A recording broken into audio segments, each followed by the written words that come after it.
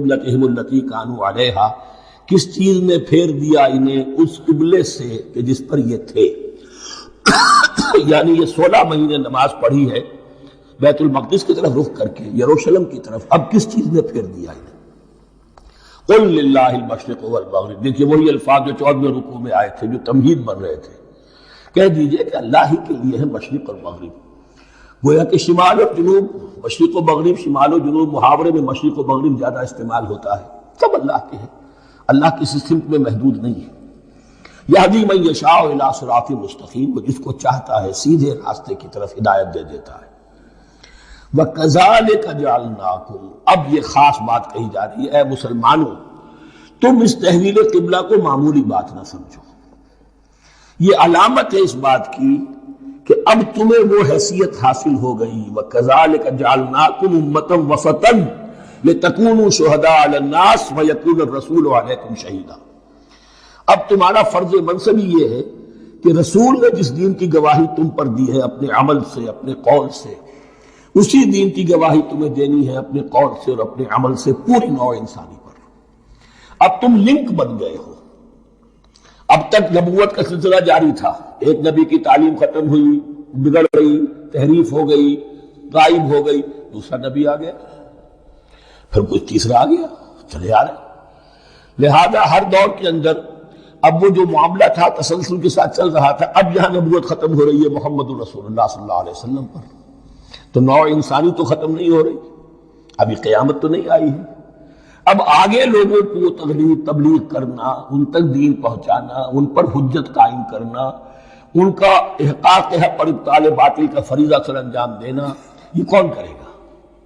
تو پہلے تو ہمیشہ اللہ کی طرف سے وہی جبریل لائے اور نبی کے پاس آ گئے، نبی نے لوگوں کو سکھا دیا۔ اب یہ کہ اللہ سے جبریل لائے محمد کے پاس، محمد نے سکھایا تمہیں، اور تمہیں سکھانا ہے پوری نوع انسانی کو، تو تم اب وہ درمیانی لنک ہو۔ وَكَذَلِكَ جَعَلْنَاكُمْ أُمَّةً وَسَطًا لِتَكُونُوا شُهَدَاءَ عَلَى النَّاسِ وَيَكُونَ الرَّسُولُ عَلَيْكُمْ شَهِيدًا۔ یہ مضمون زیادہ کھلے گا چل کر سورہ حج کی آخری آیات میں۔ اسی طرح سے مراد یہ کہ تحویل قبلہ ایک مظہر ہے اس کا، اس سے اب تم اپنی ذمہ داریوں کا اندازہ کرو، صرف خوشیاں نہ مناؤ، جشن نہ مناؤ، بلکہ یہ کہ یہ ایک بہت بڑی ذمہ داری کا بوجھ ہے جو تم پر آ گیا۔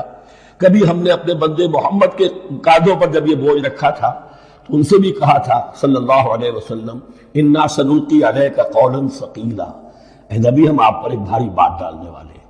وہی بھاری بات بہت بڑے پیمانے پر اب تمہارے کندھوں پر آ گئی ہے۔ وَكَذَلِكَ جَعَلْنَاكُمْ أُمَّةً وَسَطًا لِتَكُونُوا شُهَدَاءَ عَلَى النَّاسِ وَيَكُونَ الرَّسُولُ عَلَيْكُمْ شَهِيدًا وَمَا جَعَلْنَا الْقِبْلَةَ الَّتِي كُنْتَ عَلَيْهَا، اور ہم نے نہیں قرار دیا تھا اس قبلے کو جس پر کہ اے نبی آپ پہلے تھے۔ یعنی یہ دو طرح کی بات ہو سکتی ہے، وہی خفی سے اللہ نے فرمایا ہو کہ اے محمد اب کچھ عرصے کے لیے یروشلم کی طرف رخ کر کے نماز پڑھو، وہی جلی میں نہیں ہے، اور یہ بھی ہو سکتا ہے یہ حضور کا اجتہاد ہو اور اسے اللہ نے قبول فرما لیا، دونوں باتوں کا امکان موجود ہے۔ حضور کے اجتہاد پر اگر اللہ کی طرف سے نفی نہ آئے تو وہ گویا اللہ کی طرف سے۔ وَمَا جَعَلْنَا الْقِبْلَةَ الَّتِي كُنْتَ عَلَيْهَا إِلَّا لِنَعْلَمَ مَن يَتَّبِعُ الرَّسُولَ مِمَّن يَنقَلِبُ عَلَىٰ عَقِبَيْهِ، اور نہیں ٹھہرایا تھا ہم نے اس قبلے کو جس پر کہ آپ رہے ہیں مگر یہ جاننے کے لیے کہ کون ہے، یہ ظاہر کرنے کے لیے کہ کون ہے کہ جو اتباع کرتے ہیں رسول کا صلی اللہ علیہ وسلم، اور وہ کون ہے کہ جو اپنی ایڑیوں کے بل لوٹ جاتے ہیں۔ یعنی مدینے میں آ کر اگر کوئی مکے کا مسلمان کہتا صاحب یہ قبلہ مجھے قبول نہیں ہے، وہ واپس ہو جاتا، ایسا ہوا نہیں۔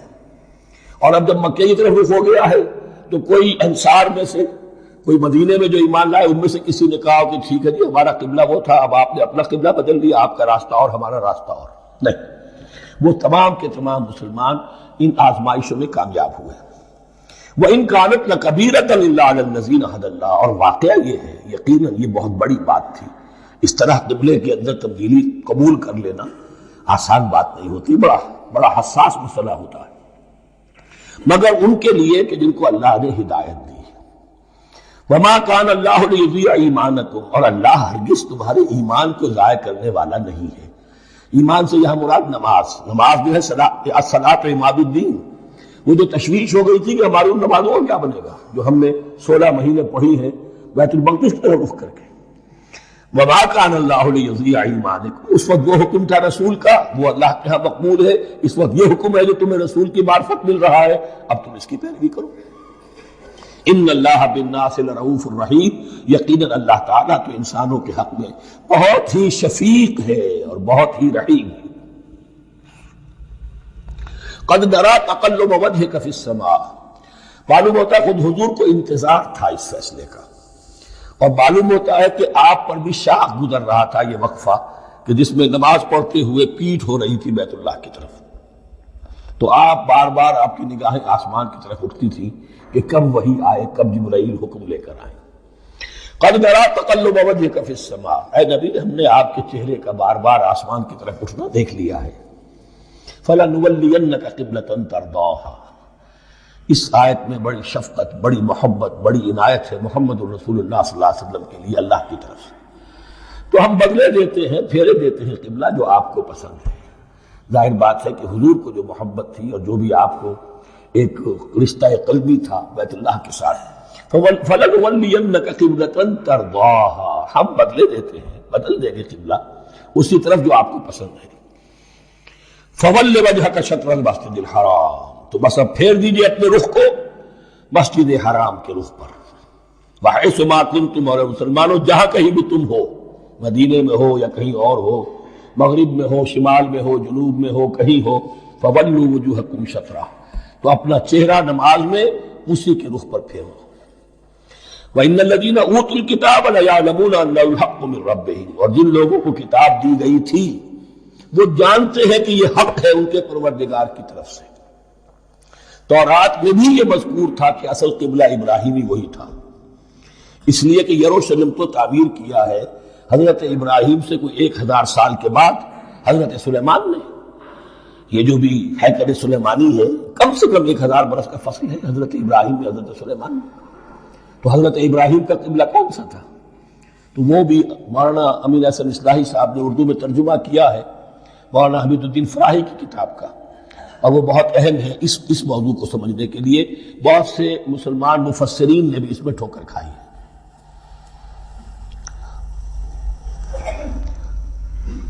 ان الذین اوتوا الکتاب لیعلمون انہ الحق من ربہم وما اللہ بغافل عما یعملون، اور اللہ غافل نہیں ہے اس سے کہ جو وہ کر رہے ہیں. وَلَئِنْ أَتَاكَ الَّذِينَ أُوتُوا الْكِتَابَ بِكُلِّ آيَةٍ مَا تَبِعُوا قِبْلَتَكَ، اے نبی آپ ان اہل کتاب کو اگر تمام دلائل بھی دے دیں گے، تمام نشانیاں بھی دکھا دیں گے، تب بھی یہ آپ کے قبلے کی پیروی نہیں کریں گے. وَمَا أَنْتَ بِتَابِعٍ قِبْلَتَهُمْ، اور نہ ہی اب آپ پیروی کرنے والے ہیں ان کے قبلے کی. یہ تو لکم دینکم ولی دین والا معاملہ ہو گیا. وَمَا بَعْضُهُمْ بِتَابِعٍ قِبْلَةَ بَعْضٍ، حد یہ ہے کہ یہ خود جو ہے آپس میں ایک دوسرے کے قبلے کی پیروی نہیں کرتے. یعنی نصارہ اور یہود اگرچہ یروشلم سب کا قبلہ ہے، لیکن عین یروشلم میں جا کر جو یہودی ہیں وہ مغربی گوشے کو اختیار کرتے تھے، مغرب کی طرف رخ کرتے تھے ہیکل سلیمانی میں، اور جو نصارہ ہے وہ مشرق کی طرف. اس لیے کہ حضرت مریم سلام علیہا نے جو اعتکاف کیا تھا مکان شرقیہ، وہ جو مکان تھا ان کا جہاں اعتکاف تھا، جہاں فرشتہ ان کے پاس آیا ہے، وہ ہیکل کے کسی شرقی گوشے میں تھا. تو انہوں نے عیسائیوں نے اسی کو اپنا شرقی گوشے کو قبلہ بنا لیا.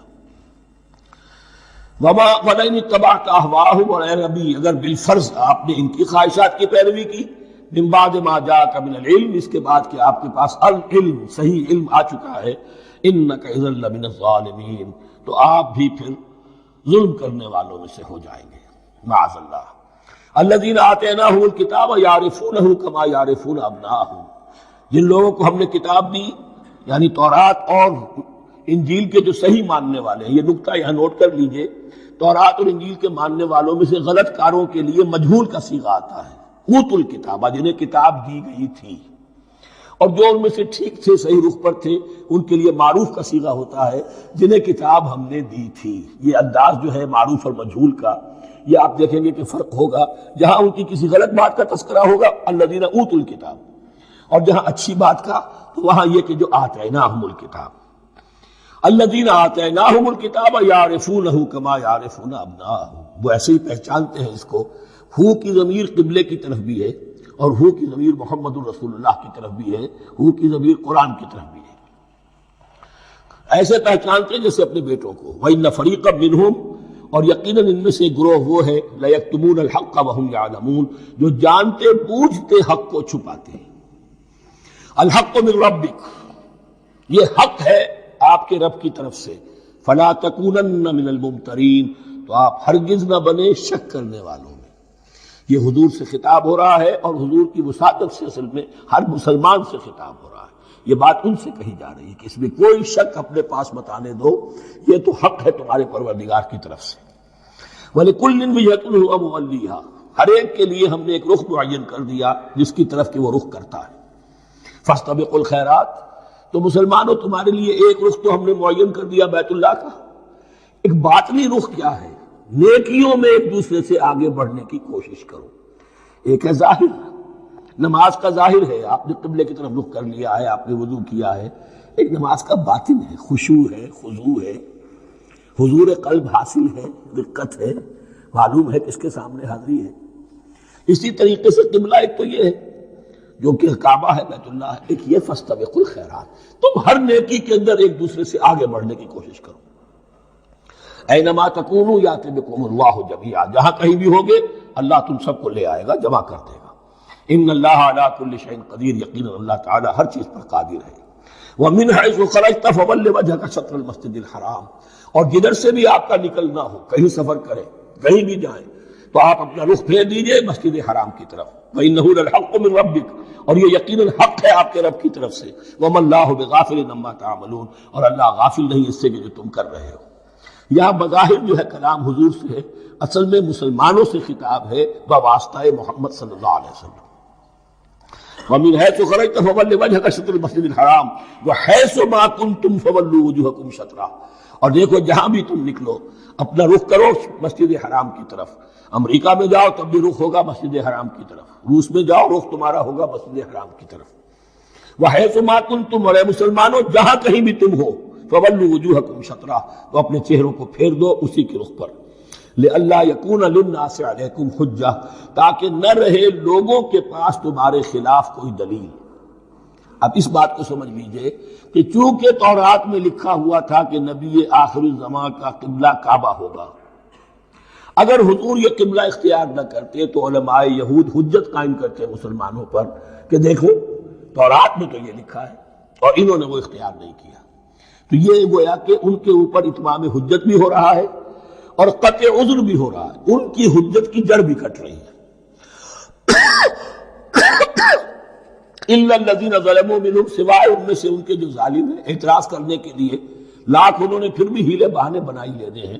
فلا تخشوهم، تو اے مسلمانوں ان سے نہ ڈرو، واخشونی، مجھ سے ڈرو۔ ولأتم نعمتی علیکم، اور یہ جو تحویل قبلہ ہوئی ہے اور محمد الرسول اللہ صلی اللہ علیہ وسلم کی بعثت کی بنیاد پر ایک نئی امت کو شکل دی جا رہی ہے اور اسے اب امامت الناس سے سرفراز کیا جا رہا ہے، وراثت ابراہیمی اب اسے منتقل ہو گئی ہے۔ یہ اس لیے ہے وَلِأُتِمَّ نِعْمَتِي عَلَيْكُمْ، اپنی نعمت میں تم پر اس کا اتمام فرما دوں، مکمل کر دوں، وَلَعَلَّكُمْ تَهْتَدُونَ، اور تاکہ تم ہدایت یافتہ بن جاؤ۔ كَمَا أَرْسَلْنَا فِيكُمْ رَسُولًا، جیسے کہ ہم نے بھیج دیا ہے تم میں ایک رسول۔ اب یہ دعا ابراہیم و اسماعیل یاد کر لیجئے، ربنا وبعث فیہم رسولا منہم یتلو علیہم آیاتک ویعلمہم الکتاب والحکمت ویزکیہم۔ اب گویا کہ وہاں تو دعا تھی اور یہ 3000 سال کے بعد اس دعا کا ظہور ہو رہا ہے بعثت محمدی کی شکل میں۔ کما ارسلنا فیکم رسولا منکم، جیسے کہ ہم نے بھیج دیا ہے تم میں رسول اپنا، تم ہی میں سے، یتلو علیکم آیاتنا، وہ تلاوت کرتا ہے تم پر ہماری آیات، ویزکیکم، تمہیں پاک کرتا ہے، تزکیہ کرتا ہے تمہارا، ویعلمکم الکتاب والحکمہ، اور تمہیں تعلیم دیتا ہے کتاب و حکمت کی، ویعلمکم ما لم تکونوا تعلمون، اور تمہیں تعلیم دے رہا ہے ان چیزوں کی جو تمہیں معلوم نہیں تھی۔ یہاں ایک نکتہ بڑا اہم ہے، حضرت ابراہیم اور اسماعیل کی دعا میں جو ترتیب تھی یہاں اللہ نے اس کو بدل دیا ہے۔ وہاں کیا تھا؟ تلاوت آیات، تعلیم کتاب و حکمت، پھر تزکیہ۔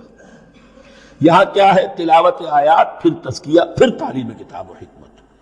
اب ظاہر بات ہے کہ حضرت ابراہیم حضرت اسماعیل نے جو بات کہی وہ بھی غلط تو نہیں ہو سکتی، لیکن ہم یہ کہہ سکتے ہیں کہ اس کی امپرووڈ فارم یہ ہے جو اللہ تعالیٰ کی طرف سے دی گئی، اس لیے کہ تزکیہ مقدم ہے۔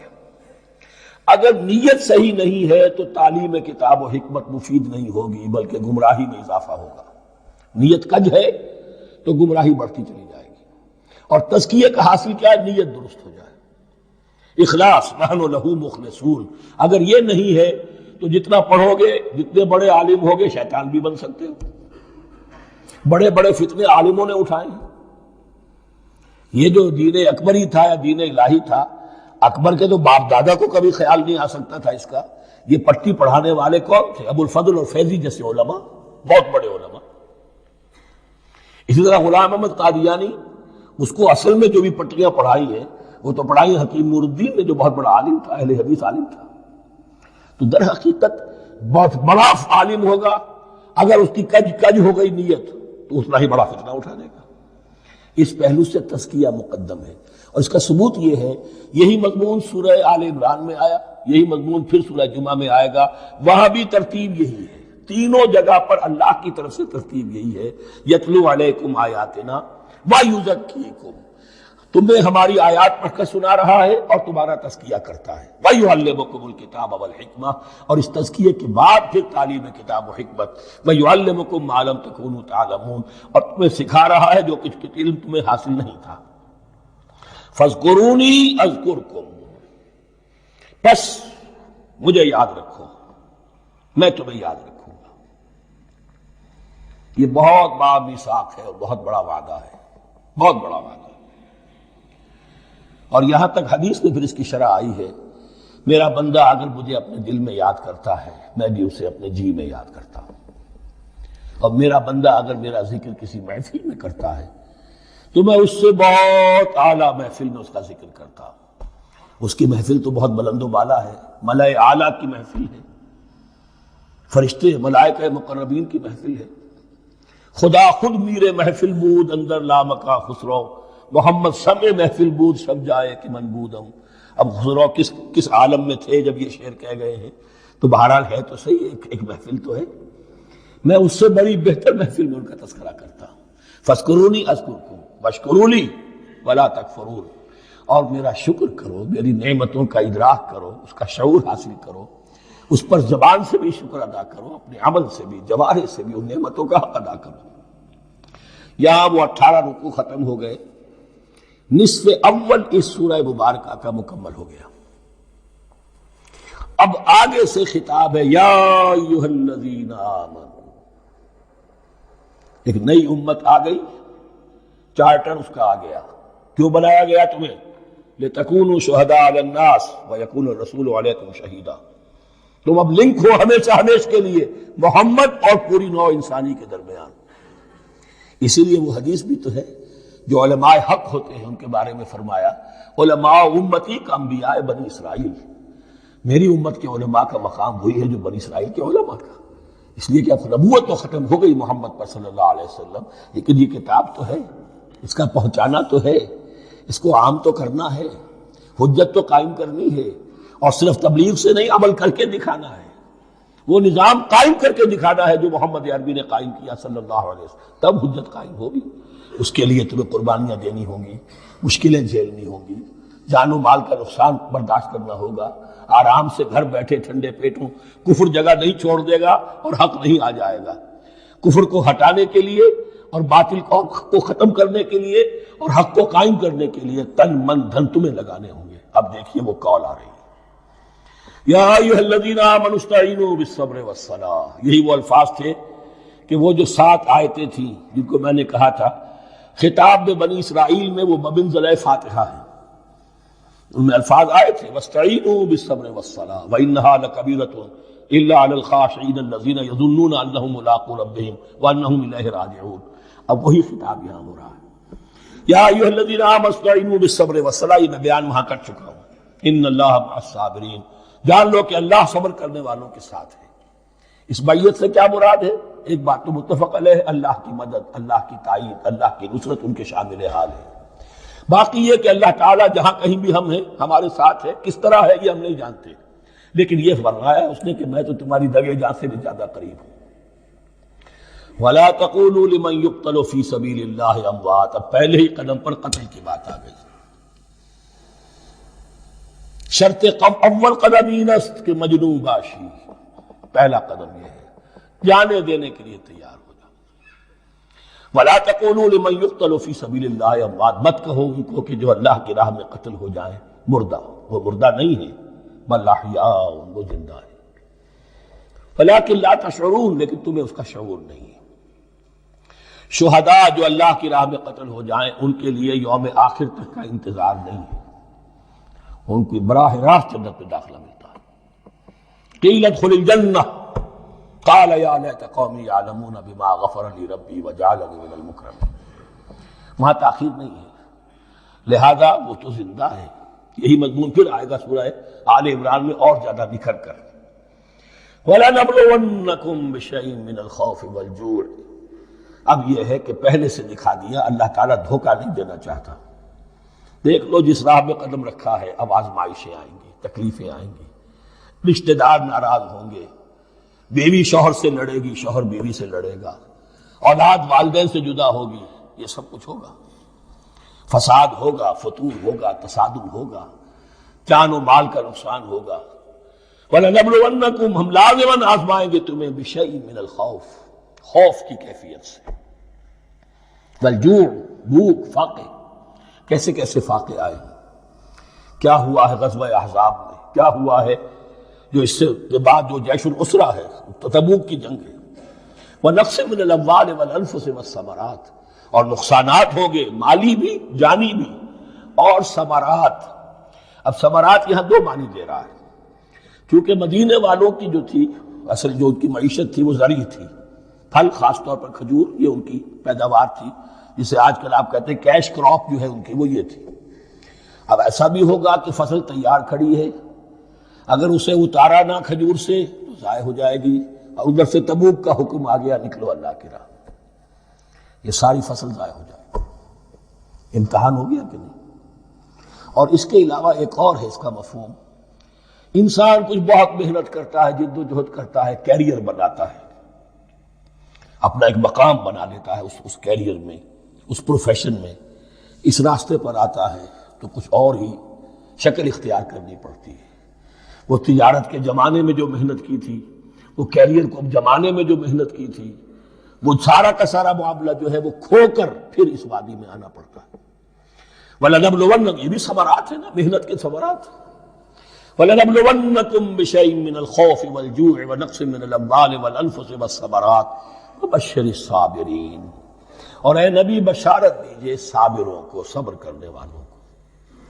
یہ کون ہے؟ الذین اذا اصابتہم مصیبۃ، وہ لوگ کہ جن کو جب بھی کوئی مصیبت آئے قالوا انا للہ وانا الیہ راجعون، وہ کہتے ہیں ہم اللہ ہی کے تو ہیں، اللہ ہی کی طرف ہمیں لوٹ جانا ہے. کل بھی جانا تھا، آج چلے جائیں، حاضر ہے، جتنی جلدی بلا لو. نشان مرد مومن باتوں گویم کہ مرگ آیا تبسم مر لبے اوست. مرد مومن کی تو نشانی یہی ہے کہ جب موت آئے تو مسرت کے ساتھ اس کے چہرے پر، اس کے ہونٹوں پر مسکراہٹ ہو. یہی بات جو میں نے کہا تھا، لیکمس ٹیسٹ یہ ہے کہ بندہ مومن اس دنیا میں زیادہ رہنے کی خواہش نہیں کر سکتا. لائف از اے لائبلٹی، جو لمحہ آ رہا ہے اس کا حساب دینا ہوگا. تو جتنی عمر بڑھ رہی ہے حساب بڑھ رہا ہے. It's not an asset, it's a liability. اور الدنیا سجن المومن و جنت الکافر، یہ تو مومن کے لیے ایک قید خانہ ہے، ہاں کافروں کی جنت. وَبَشِّرِ الصَّابِرِينَ الَّذِينَ إِذَا أَصَابَتْهُمْ مُصِيبَةٌ قَالُوا إِنَّا لِلَّهِ وَإِنَّا إِلَيْهِ رَاجِعُونَ أُولَٰئِكَ عَلَيْهِمْ صَلَوَاتٌ مِّن رَّبِّهِمْ وَرَحْمَةٌ. یہ ہیں وہ لوگ کہ جن پر ہر وقت اللہ کی عنایتوں کا نزول ہوتا رہتا ہے اور رحمت کی بارش ہوتی رہتی ہے. وَأُولَٰئِكَ هُمُ الْمُهْتَدُونَ، اور یہی لوگ ہیں ہدایت یافتہ، جنہوں نے واقعتاً ہدایت کو اختیار کیا ہے. اور جو ایسے مرحلے پر ٹھٹک کر کھڑے رہ جائیں، پیچھے رہ جائیں، پیچھے بیٹھ جائیں، پیٹھ موڑ لیں، وہ گویا کہ ختم ہوا ان کا معاملہ. اب چونکہ اس معاملے میں بحث ہو گئی تھی خانہ کعبہ کی بھی، پھر اسی میں مقام ابراہیم کی بات آ گئی تھی، تو کچھ ذہنوں میں سوال پیدا ہوا کہ یہ جو حج کے مناسک میں صفا اور مروہ جو ہے، یہ بھی تو آخر اسی کا تو ان کی کیا حقیقت ہے؟ کوئی حقیقت ہے یا نہیں؟ فرمایا ان الصفا والمروۃ من شعائر اللہ، یہ بھی اللہ کے شاعر میں سے ہے۔ شاعر کسے کہتے ہیں؟ وہ چیز جو شعور بخشے۔ تو وہ چیزیں کہ جن کے ساتھ اولو العزم پیغمبروں یا اولو العزم انسانوں، اولو العزم اولیاء اللہ کے کچھ حالات و واقعات کا کوئی ذہنی سلسلہ قائم ہوتا ہو، وہ گویا کہ شعور دلانے والے ہوتے ہیں، یاد دلانے والے ہوتے ہیں، اللہ تعالیٰ کی طرف ذہن کو لے جانے والے ہوتے ہیں۔ اس اعتبار سے شاعر ان الصفا والمروۃ من شعائر اللہ فمن حج البیت او اعتمر فلا جناح علیہ ان یطوف بہما، تو جو کوئی بھی ہمارے گھر کا حج کرے، بیت اللہ کا حج کرے یا عمرہ کرے، اعتمر، فلا جناح علیہ، تو کوئی حرج نہیں ہے اس پر، ان یطوف بہما، کہ ان دونوں کا بھی طواف کرے، وہ جو 7 چکر لگائے جاتے ہیں، ان الصفا والمروہ۔ ومن تطوع خیر، جو شخص جان بوجھ کر بھلا کام کرتا ہے، فإن اللہ شاکر علیم، تو جان لو اللہ بڑا قدردان ہے۔ اب شکر انسان کرتا ہے تو اس کے معنی کیا ہوں گے؟ احسان مند ہونا۔ وہی شکر اللہ کرتا ہے شکور، اس کے کیا معنی ہوں گے؟ قدردانی، میرے بندے نے یہ کام کیا، میرے بندے نے میرے لیے یہ محنت کی، یہ قربانی دی۔ ان اللہ شاکر علیم، اور جانتا ہے، چاہے کسی اور کو پتہ نہ چلے، اسے تو معلوم ہے۔ اگر تم نے اللہ کی رضا جوئی کے لیے کسی کو کوئی مالی مدد دی ہے اس حال میں کہ جو کچھ داہنے ہاتھ نے دیا ہے بائیں کو بھی خبر نہیں ہونے دی، خدا یہ کہ کسی اور انسان کے سامنے اس کا تذکرہ ہو، تو اب یہ جو ہے اللہ کے تو علم میں ہے۔ اگر تو اللہ سے اجر و ثواب چاہتے ہو تو اس کا ڈھنڈورا پیٹنے کی کوئی ضرورت نہیں، اور اگر تم نے لوگوں کو دکھانے کے لیے کیا تھا تو وہ تو